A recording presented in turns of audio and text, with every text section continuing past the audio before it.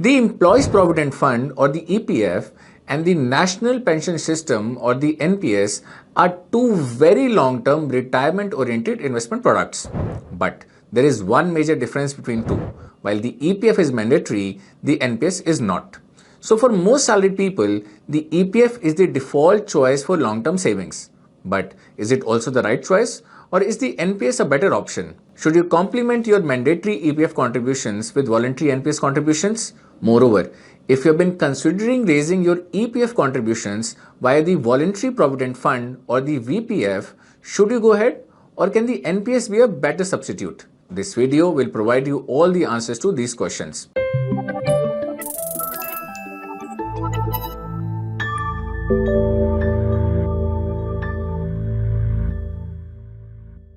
Hello and welcome to ET Money's YouTube channel. In this face-off video, we will compare the EPF and the NPS. Now currently you cannot choose between the two and the EPF is mandatory for most private sector employees. However, many organizations offer the NPS via its corporate model and anyone can invest in NPS via its all-citizen model.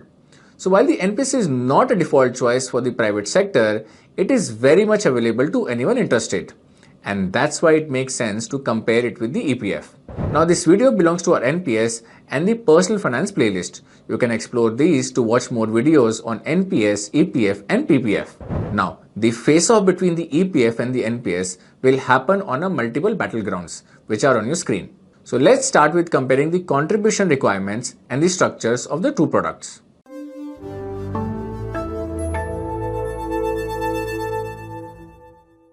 The Employees Provident Fund is designed as a savings plus pension plus life insurance solution. So it has three corresponding schemes, the EPF, the EPS and the EDLI. The savings component of the EPF is also called the EPF only. So don't get confused with the terminology.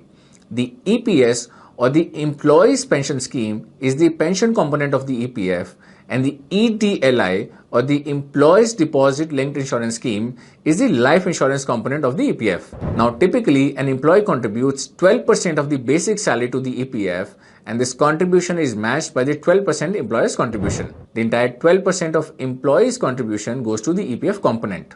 Of the 12% employer's contribution, 8.33% goes to EPS and the remaining 3.67% to the EPF. For the EDLI, the contribution is 0.5% of the basic salary, but the employer bears this cost entirely and no deductions are made from the employee's salary. The life cover under the EDLI is subject to certain calculations and ranges from minimum of 2.5 lakh to a maximum of 7 lakh. So in essence, the EPF is a contribution of savings, pension and insurance. Now you can watch our earlier videos on EPF for more information.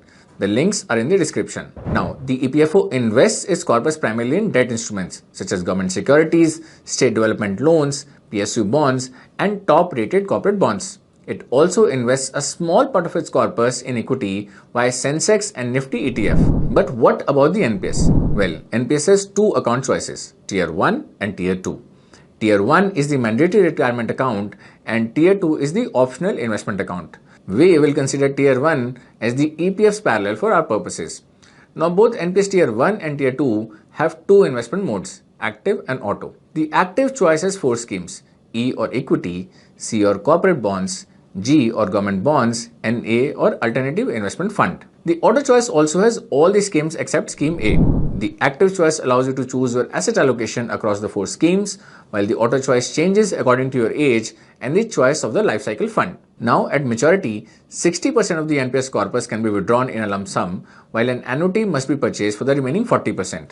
This necessary annuity can be seen as NPS's pension component. Now as far as NPS contributions are concerned, the minimum yearly contribution is 1000 and the minimum amount per contribution is 500. Now if you have opted for the NPS through your own employer, the maximum contribution can be 14% of basic salary in the new tax regime and 10% in the old tax regime. If you would like to understand NPS's structure in greater detail, you can watch our related videos. The links are in the description. Now the table on your screen summarizes the key differences between the EPF and the NPS in terms of their structures. Both the EPF and the NPS have savings and pension benefits. The EPF also provides the life insurance benefit, but the NPS doesn't. But the NPS allows its subscribers to choose schemes and asset allocation. That's not possible with the EPF. Okay, now let's move to the second battleground, risk and returns. But before that, here's something important. You can now get cash to enjoy your present while staying invested for your future with loans against mutual funds on the ET Money app. The interest rate is just 10.75% per annum and there is no fixed EMI. Pay interest monthly and repay the principal amount whenever it is convenient for you. Plus, there is no need for a CIBIL score. So go ahead, check your eligible limit on the ET Money app now.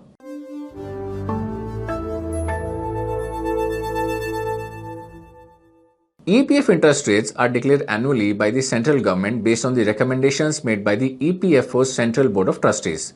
These interest rates depend on a number of factors, including investment returns, fund surplus, economic indicators, prevailing interest rates, previous year's interest rates, etc. Now, over the last 10 years, the EPF interest rates have ranged from 8.1% to 8.8%. For FY25, the interest rate declared is 8.25%. Now, one important thing here is that only the EPF component earns interest, not the EPS component. The pension in the EPS component is decided through certain calculations and you don't automatically get back what you have contributed to the EPS along with the returns earned. On the other hand, the returns for NPS schemes are market linked. So the individual performance of the scheme you have selected determines what returns you will make from the NPS. For instance, over the last 5 years, the median returns from an equity scheme of NPS Tier 1 stands at an attractive 19.5%. For a corporate bond scheme, that's 6.91%. For a government bond scheme, 6.17%. And for an alternative investment scheme, 9%. To put things in perspective, 1 lakh invested at EPF rates 5 years ago would be around 1.49 lakh today. On the other hand, 1 lakh invested in the proportion of 32, 32, 32, 4 at NPS scheme returns would be 1.72 lakh. Of course, the higher the percentage of equity, the better this return can be. But you can have a maximum equity allocation of 75% in the NPS and a maximum allocation of 5% in the alternative investment fund or scheme A. Broadly, you can expect NPS to generate better returns than the EPF over the long term thanks to its equity scheme. But if you invest only in debt via the NPS, the returns can be less than those provided by the EPF. Okay, so what about the risk? Well, EPF interest rates carry minimal risk. Since 1950 to 53, EPFO has provided its subscribers with interest payouts every single year. However, the interest on your EPF corpus can vary based on the factors that we saw at the start of this section. Over the last 10 years, they have remained above 8%, but there is no surety that this will be so in the future. For instance, between FY 2002 and 2005, the EPF interest rates were 9.5%. They fell to 8.5% in FY 2006 and touched 9.5% again only once in FY11. On the other hand, in case of the NPS, there is no surety of returns as they are function of market dynamics. For instance, over the past 1 year, quite a few NPS equity schemes have given negative returns. All the schemes have delivered less than the EPF interest rate for FY25. But equity can be volatile in the short term, so this can be expected. Moreover, because the NPS is a long-term investment product, it makes more sense to check its long-term return picture. Okay, to summarize, the NPS does have potential to provide higher returns than the EPF, but EPF interest rates are almost assured and thus carry limited risk. Now, if you'd like to start your NPS investments, you can do so in just a few taps on the ET Money app. It's easy, it's convenient, and as you just saw, it's effective too. So go for it now. But if it's the safety of EPF returns that you prefer, you can explore the FD options on ET Money app and earn as high as EPF interest rates. Okay, so this brings us to the third battleground.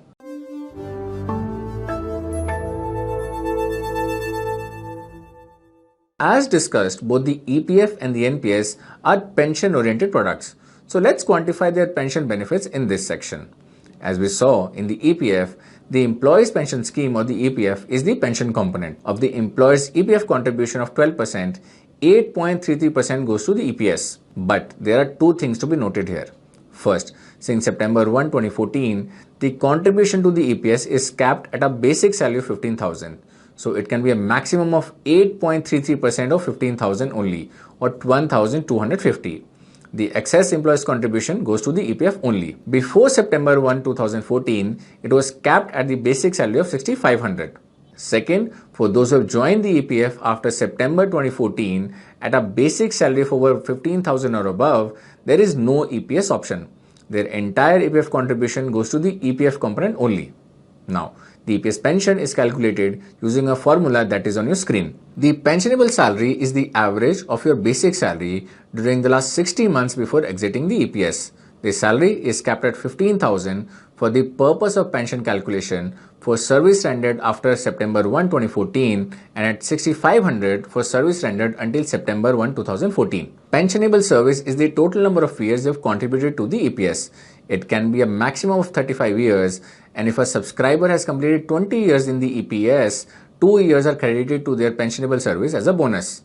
But there are two serious limitations to the EPS. First, the maximum monthly pension that can be derived from the EPS is 7,500 only. The minimum is 1,000. Second, you must contribute for at least 10 years to the EPS to be eligible for a pension. On the other hand, the NPS has limited restrictions as far as the pension is concerned. On maturity, at least 40% of the NPS corpus must be used to buy an annuity. The interest rate on this annuity acts as a pension. For instance, consider a 30-year-old who has an NPS account and is contributing to the 4 NPS schemes in the proportion of 32, 32, 32, 4. This person contributes 5,000 monthly to the NPS and increases this contribution by 10% every year. If the NPS scheme generate a combined return of 10% per annum, at the age of 60 years, this person can expect to get a pension of about 60,000. The more the contribution, the more the final corpus and hence more the pension. So clearly, NPS has an edge over EPF when it comes to pension benefits and the complexity involved in deriving those benefits. Next, let's take a look at the taxation benefits of the EPF and the NPS. But before that, if you're finding this video useful and would like to watch more such videos, you can subscribe to our channel. And do press the bell icon so you never miss a video from us.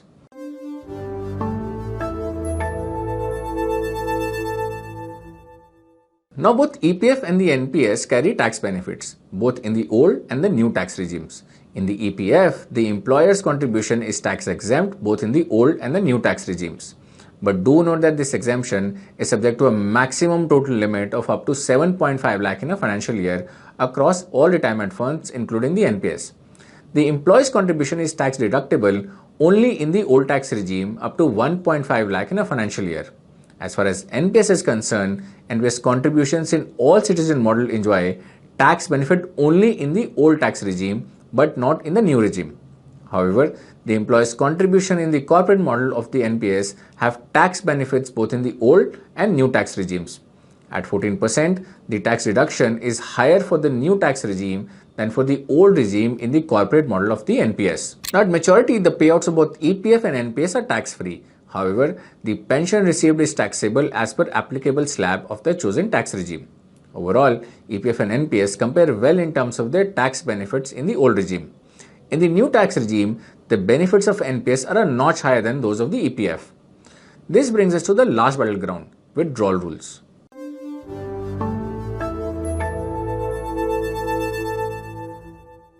Let's first see the rules pertaining to withdrawal of the EPF and the NPS at the maturity. The EPF account matures at 58 years of age or at retirement after one attains the age of 55 years.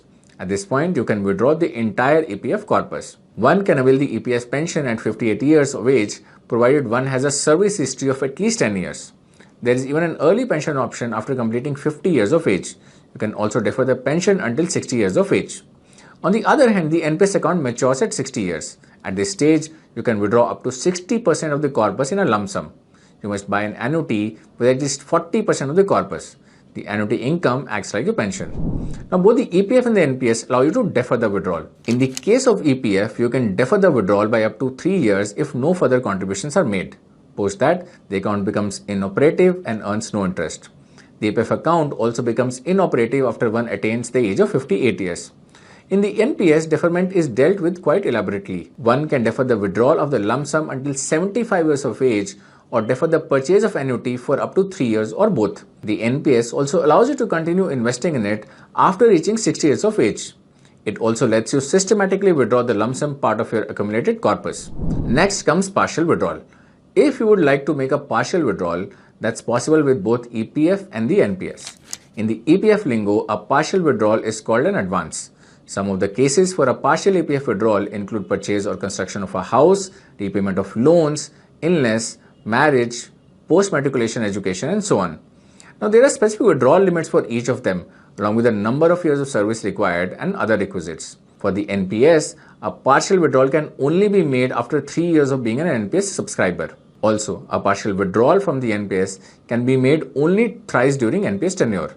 You can withdraw up to 25% of your own contribution, excluding your employer's contribution, if any. Now, like the EPF, the NPS has mentioned certain cases for a partial withdrawal. These include children's higher education, children's marriage, purchase or construction of a house, specified illnesses that require hospitalization, establishment of a venture, etc. Then comes premature exit. If you want to exit the EPF while you are actively employed, that's not possible. However, if you are unemployed for a period of 2 months or longer, you can withdraw the entire corpus. Now, you can withdraw 75% of the corpus if the period of unemployment is at least 1 month. The corpus in your EPS account can be withdrawn prematurely only if you have contributed for less than 10 years to the EPS. If you have contributed for 10 years or more, you will get a pension when you turn 58. In the NPS, you can prematurely close the account and withdraw the entire corpus if the corpus is up to 2.5 lakh. If the corpus is above 2.5 lakh, you can still close the account, but then you'll have to buy an annuity for at least 80% of the corpus, and remaining 20% can be withdrawn in a lump sum. The table on your screen captures the aggregate picture of the withdrawal rules of the EPF and the NPS. Now, to understand the EPF withdrawal rules in greater detail, you can watch our video on that. The link is in the description. Okay, let's now put together the findings of this video in the concluding section and find out which of the two, NPS or EPF, is the winner.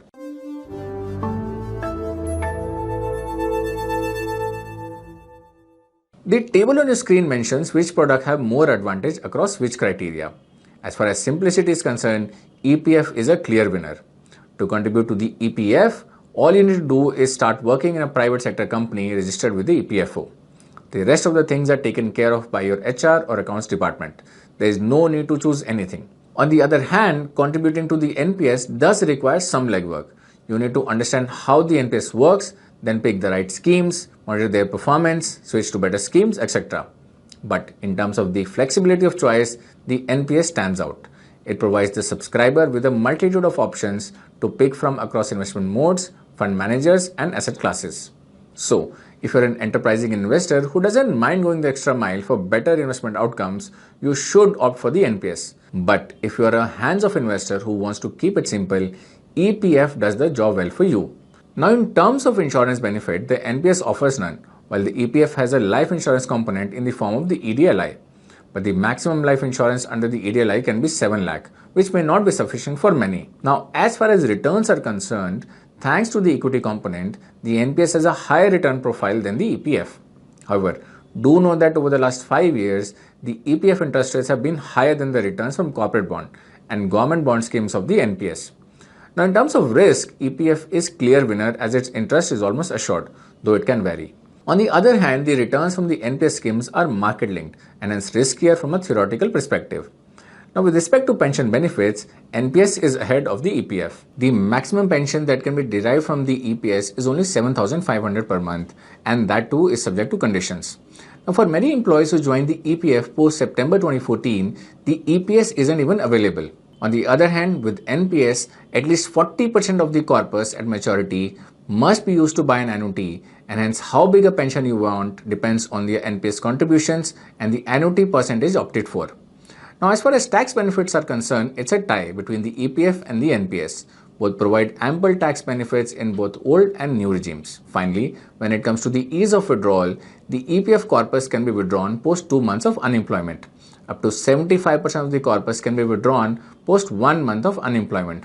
Even the entire EPS corpus can be withdrawn if the number of years service is less than 10 years. Now, there is a reason why EPF enjoys these benefits. The purpose of EPF is not just to act as a retirement product, but also as a social security solution. On the other hand, NPS is a mandated retirement product and hence its withdrawal rules are more strict. Now, given this comparison, what would you prefer, EPF or NPS? Do let us know in the comment sections. And remember, you can start your NPS contributions through the ETMoney app in just a few taps. And with this, we have come to the end of this video. I hope you found it useful, and if you did, please share it with your friends and family. I'll be back soon with another video. Till then, take care. Mutual fund investments are subject to market risks. Read all scheme-related documents carefully.